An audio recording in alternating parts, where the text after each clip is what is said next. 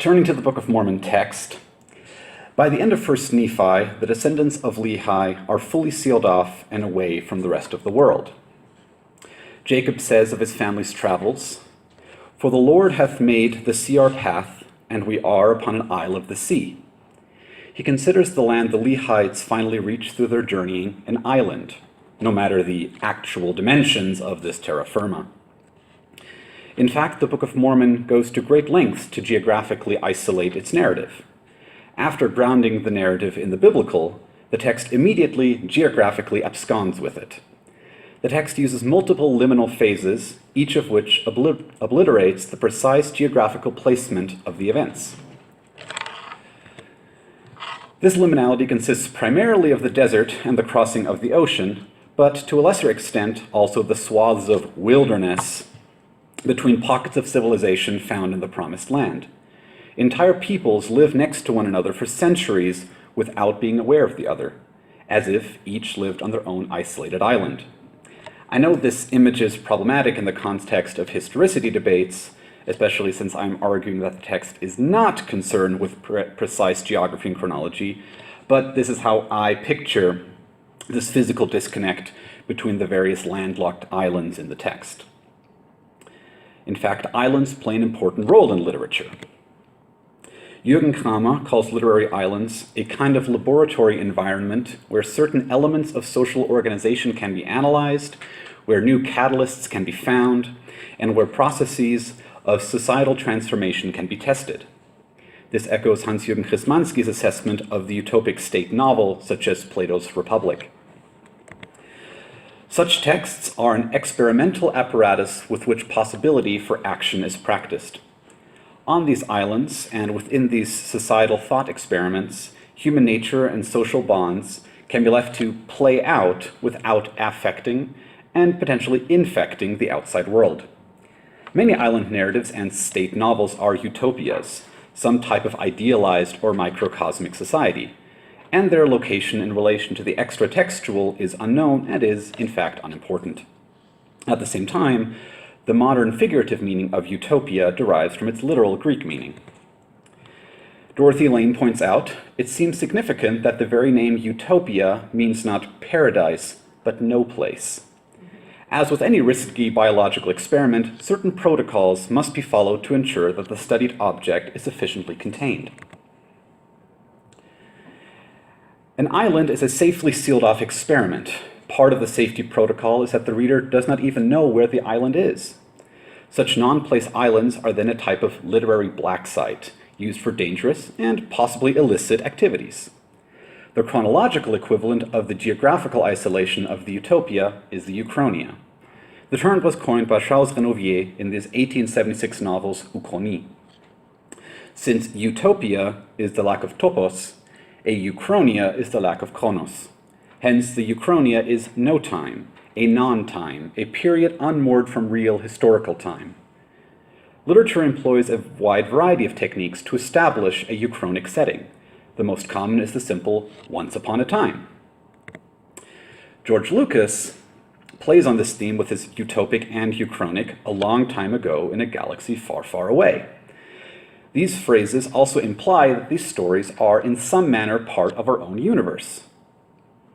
When this non-time is coupled with the non-place of the island, the events presented become almost completely sealed off from extra-textual reality. As Krysmanski explains about the frequent use of future settings for utopic narratives, a utopia's future is less an extension of the present into a real tomorrow. It is rather a means which enables a displacement from reality. This dual geographic and chronological displacement allows for a fully self-contained narrative. The Book of Mormon, too, plays with its chronology and has a particular view of time and history. As Elizabeth Fenton says, the book marshals temporality in order to achieve its literary aims. In this paper, I argue that the text repeatedly and deliberately creates a uchronic space, and that contemporary formatting of the text interferes with the text's ability to establish this uchronia.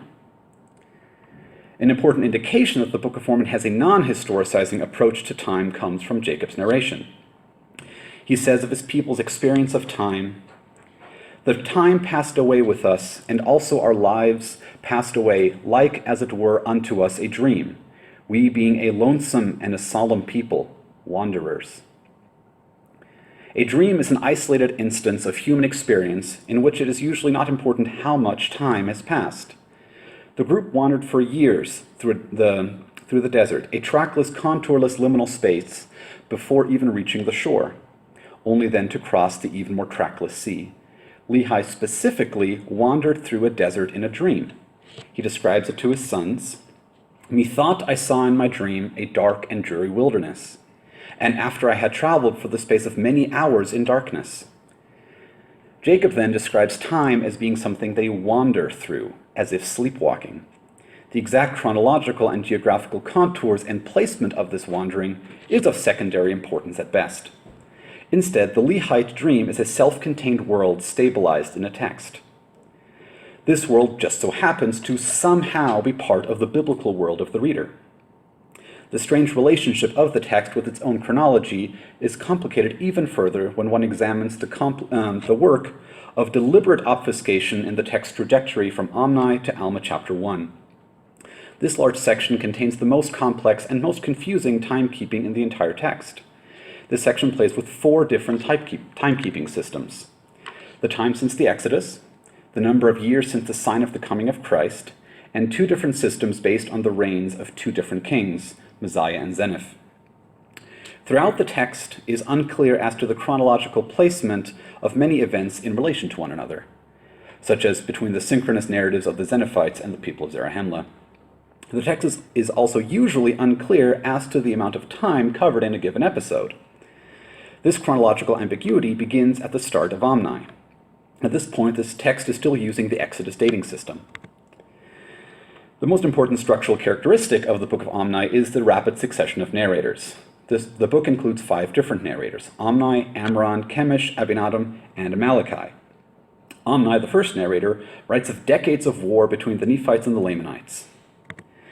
And it came to pass that 276 years had passed away, and we had many seasons of peace, and we had many seasons of serious war and bloodshed. The less than half page of Omni's narration leaves much to be desired. The fact that he speaks of seasons, plural, of serious war and bloodshed suggests that the events could warrant a more detailed account, and yet he summarizes them in only the most succinct manner. His son Amram continues the account of the Nephites and writes of 44 years of war. Behold, it came to pass that 320 years had passed away, and the more wicked part of the Nephites were destroyed.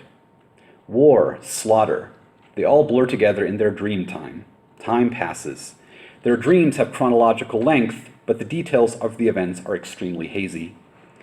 The only thing preventing Omni and Amram from being completely historiographically useless is that they give the last helpful timestamps the reader will encounter until several chapters into Messiah. So here we see the 1830 formatting. So we have Omni and his timestamp, Amram and his timestamp, and then we have all the different narrators until the last one, Amaleki, who then finishes the Book of Omni. In the 1830 edition, the book continues for 3 more pages after Amram's timestamp and includes 3 more narrators. None of the 3 ever gives another timestamp. They simply narrate their events. Time passes. The last narrator, Amaleki, speaks for around 2 pages, over the course of which he covers many events within the Lehite narrative, including yet another large-scale exodus on the part of the Nephites. These are significant events and establish the basis of conflict between Nephites and Lamanites for centuries. And yet Amaleki never identifies the period of time he is covering. The last thing he mentioned in his narration sets up the later narrative from Zenith to Limhi. And I, Amaleki, had a brother, which also went with them, Zenith's emigrant group, and I have not since known concerning them. He never says when this smaller return exodus took place. He only mentions that it happened somewhere in the Lehite dream time. The Book of Omni ends on chronological uncertainty and ambiguity. Amaleki had previously explained that he gave the plates to King Benjamin. That's on the left. An astute reader will be expecting something along the lines of, I, Benjamin, having been entrusted these plates by Amaleki to continue the record of the people of Nephi. And yet, without forewarning, the reader encounters Mormon, who breaks into the narrative and introduces himself for the first time. As a side note, this is the narratological move called metalepsis, which I talked about last year. Before even reaching this point, the reader has gone through several pages since last being grounded in internal chronology. The reader will already be confused and uncertain as to when the previous events are supposed to be taking place. The text then does provide a timestamp in Mormon's surprise narration. It just so happens that this timestamp sows even more confusion. And now I, Mormon, being about to deliver up the record which I have been making into the hands of my son Moroni, behold, I have witnessed almost all the destruction of my people, the Nephites, and it is many hundred years after the coming of Christ. The revelation of a time and narrator jump will blindside a careful reader who has been trying to keep up with the BC chronology of the previous narrative by subtracting the years since the Exodus from 600. Suddenly, the reader finds him or herself confronted not only with the coming of Christ, but a time centuries after the event. This means that the narrative has jumped 300 or more years. Mormon, apparently not in a very accommodating mood, never specifies the year beyond this vague statement. Ultimately, it does not matter just how many centuries the text jumps. The fact that it is a large jump will disorient the reader. As an added bonus, Mormon also spoils the plot of the rest of the Book of Mormon. After introducing himself and his project, Mormon continues with the narrative started in Omni as if nothing had happened. He never resituates the reader. Instead, he dives right back into the narrative. And now I, Mormon, proceed to finish out my record which I have taken from the plates of Nephi, and I make it according to the knowledge and the understanding which God has given me. Wherefore it came to pass that after Amaleki had delivered up these plates into the hand of King Benjamin. By this point, the reader will be even more taken out of the flow of the narrative. Even if the reader had been capable of keeping the last timestamp given by Ammoron at the beginning of the Book of Omni in his or her head, the first section of Words of Mormon finally obliterates any specific positioning within the chronology, unless the reader manually goes back and recalculates the dating. And even doing this will prove difficult. The reader will need to remember who from among the 5 narrators in the Book of Omni last gave a timestamp.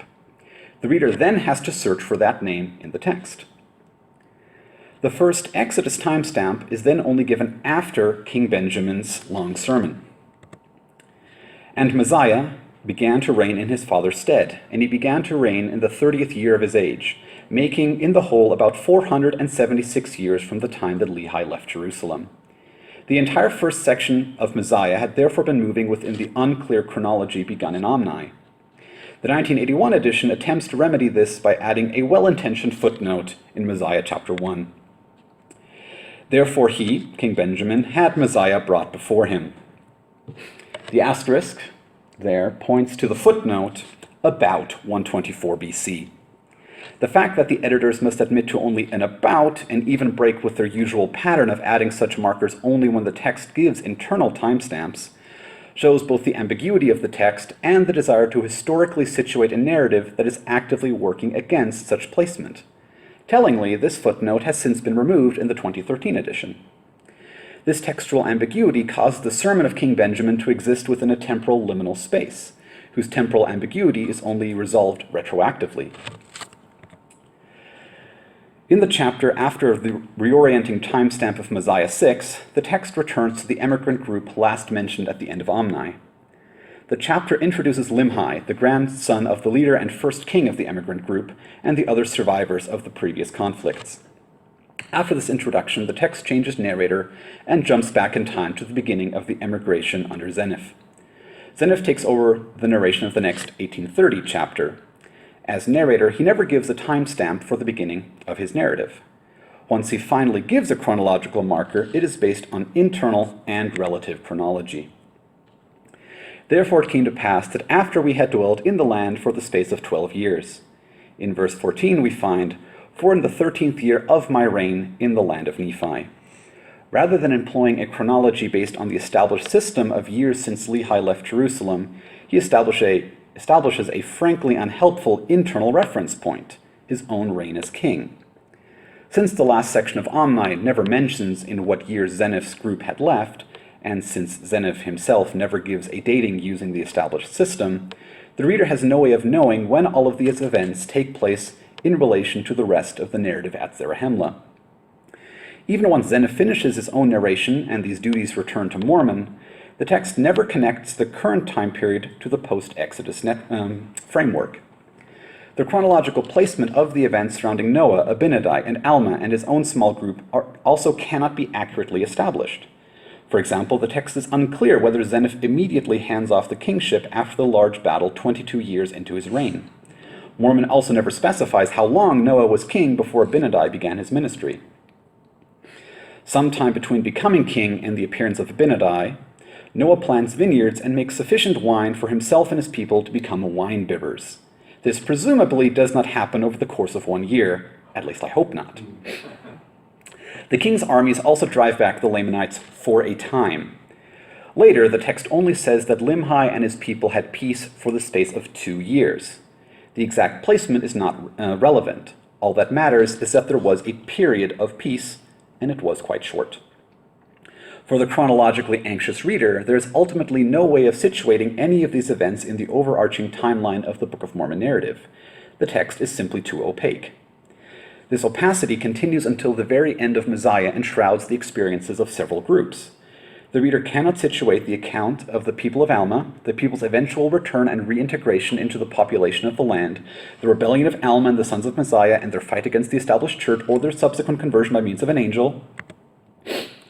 This ambiguity is seen in the floundering of the 1981 footnotes. The rebellion of the rising generation is marked with a footnote, probably between 120 and 100 BC, at the bottom of multiple pages.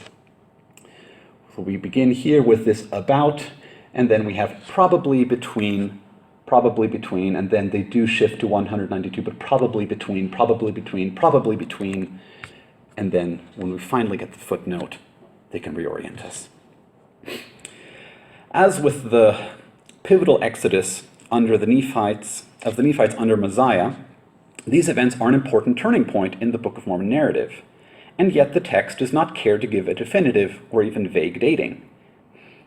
In the final 1830 chapter, Mosiah also translates the records that the people of Limhi had brought with them.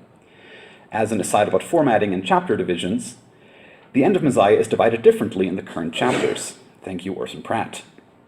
The translation is grouped in chapter 28 with the start of the ministry of the sons. The original divisions have a very short chapter, chapter 12, covering what is now verses 1 through 19, for just the start of the ministry. The translation is grouped in the last chapter, chapter 13, with the sermon on the danger of kings. It seems significant that the Jaredite record, which is replete with the machinations of kings, is grouped with Mosiah's cautions about kingship. This again emphasizes that text and formatting cannot be severed without fundamentally changing the meaning production space. I would go so far as to say that it does violence to the text. But returning to the presentation proper, this translation by Mosiah serves as the basis of Moroni's narration of the Book of Ether. And yet none of these crucial events are definitively and textually situated within the internal chronology of the narrative. Only after all of these significant events does the text give a final timestamp for the Book of Mosiah. And it came to pass that Mosiah died also in the 33rd year of his reign, being 63 years old, making in the whole 509 years from the time Lehi left Jerusalem. This passage even uses two different chronologies, the time since the Lehite Exodus and the length of the king's reign. So we see the calculations. We have his reign. He was 63, 509 years since he left. And the previous timestamp mentioned that Mosiah began his reign 476 years from the time Lehi left Jerusalem. If the reader chooses to check the math, the chronological indications will line up. 600 BC, 509 years since the Exodus, 91 BC, 600 minus 476 when he starts his reign, 33 years of reign, 91 BC. This confirms that the chronology has now finally come around to the initial timeline and method of calculation. This belated resituation means that all of the events surrounding the people of Zeniff, their troubles while away, their eventual escape, their reintegration, the founding of the church, the rebellion of the high priest's son and the king's sons, their conversion, the start of their ministry, the institution of a new form of government, and the translation of Scripture, all exist in the nebulous space between the two timestamps at the extremes of Mosiah, existing in a non-time. Once the reader has been finally resettled within the established chronology, which had been elusive ever since the middle of Omni, the Book of Mormon text completes another narratological move in order to lose the reader. It uses yet another chronology from the beginning of Alma to the beginning of 3rd Nephi. This chronology uses another internal rather than external reference. The end of the Book of Mosiah does not even foreshadow this significant change. And thus ended the reign of the kings over the people of Nephi, and thus ended the days of Alma, who was the founder of their church. Now it came to pass that in the 1st year of the reign of the judges over the people of Nephi, in the same way that Zeniff calculated the chronology of the events of his people based on the beginning of his reign as king, the Book of Mormon narrative from then on follows a chronology based on the beginning of a new form of government. Thus, even if the reader had thought to calculate which BC year the end of Mosiah takes place in, the year 91 BC, the text changes its chronology yet again, almost as if to say, you might as well not try, this isn't important. The challenge would then be to calculate the initial 91 BC and to keep that in the back of one's mind every time one of the frequent timestamps found in Alma is provided. Or the reader can choose to tick off years since the most recent calculation. No matter the chosen method, it will prove exhausting over the course of this long book. To even reach this point, a reader who wants to keep up with chronology had to undergo a grueling regime of decades and even century-long jumps forwards and backwards, the establishment of another internal chronology, and the simple lack of timestamps for dozens of pages. Even if the reader is able to keep up, and his or her calculations are confirmed at the end of Mosiah, the text, almost as if taunting the reader, switches to an entirely new chronology, which is then continued for dozens of pages more. And even the Book of Alma, while chronologically simpler at first glance, includes a jarring jump when Alma finally meets up with the sons of Mosiah. The chronological ambiguity from Omni through Mosiah can be clearly seen by plotting textual timestamps and the events between them. So we see Omni giving his, and we have an entire segment of Nephite society destroyed. Amram gives this. We have this Exodus, and all of these things, Mormon comes and breaks, all of these events happening within these few textual timestamps. The Book of Mormon emphasizes again and again that it is not important when events take place. The text uses many different narratological moves as if it were trying to shake off any readers pursuing the internal chronology by giving them whiplash. The single textual timestamp a few chapters into Mosiah, the nebulous jump back to Zeniff, and the eventual return to the primary narrative and previous post-Exodus chronology at the end of Mosiah, only to have this chronology be immediately rejected in favor of yet another internal chronology, all show that the text is not concerned with analytic clarity regarding the chronological relationships within and between its narratives. Frankly, if the text wants the reader to follow a clear historical timeline, it certainly does a poor job of it. Keeping track of internal chronology is nearly impossible unless the reader engages in continual backtracking, note-taking, etc. A reader treating the narrative like any other literary text will eventually give up and in and let the narrative flow.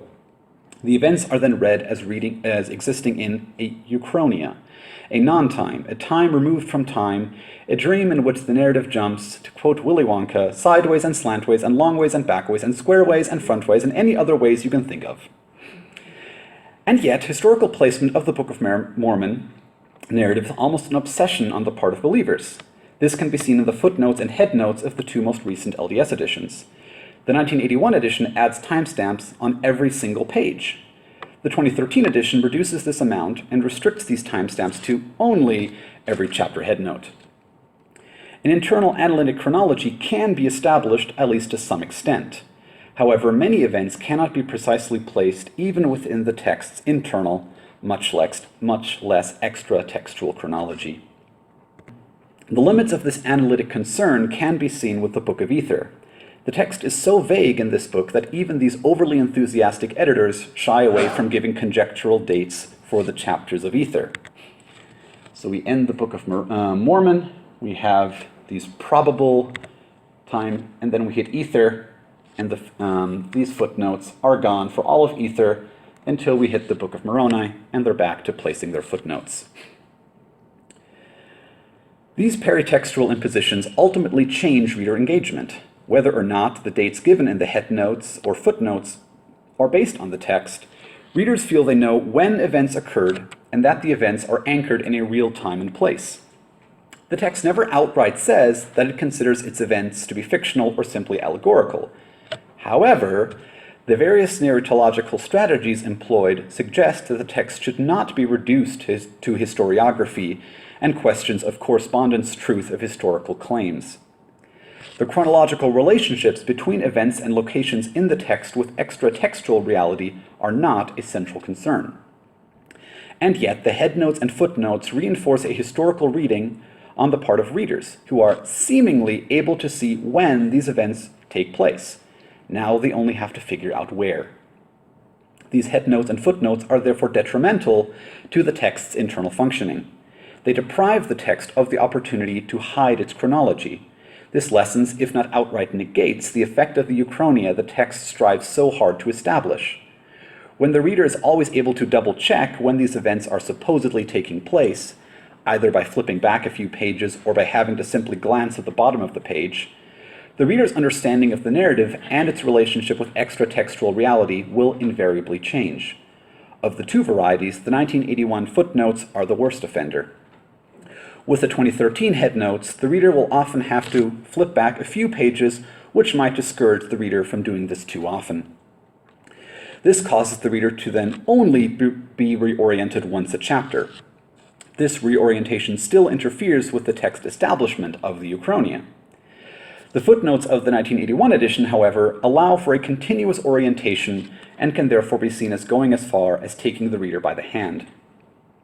Every time the text gives an internal timestamp, the 1981 edition also gives the calculation in Christian chronology in a footnote.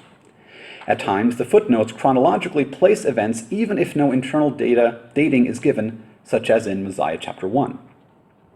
In the 1981 edition, the reader cannot get chronologically lost since there is always a handhold only a short glance away. Or rather, he or she can never feel lost. This deprives the text of the ability to periodically lose the readers and place them in chronological limbo. Returning to my thesis statements, the Book of Mormon text repeatedly and deliberately creates a uchronic space, especially in the stretch from Omni through Mosiah. The recalcitrant text seems to revel in chronological and geographical ambiguity. The question then becomes, so what? What do we gain from embracing Uchronia and Utopia? I will restrict my explanation to a narrow element from my dissertation using Lehi's dream. Even diegetically, Lehi's experience was not literally real.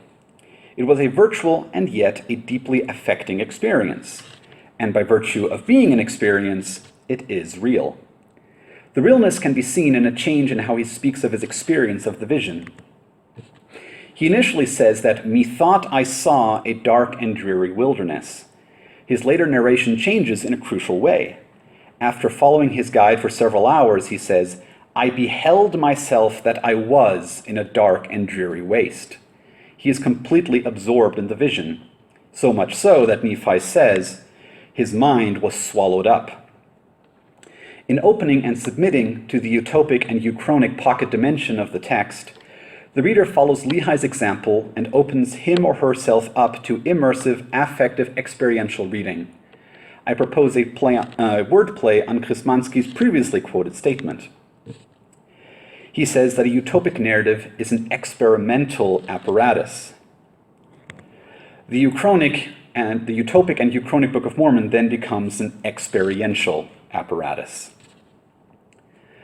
Rather than insisting on geographically and chronologically situating the narrative, let us allow it to drag us away from all topographical and chronological moorings. Let us be pulled into experiential microcosmic worlds.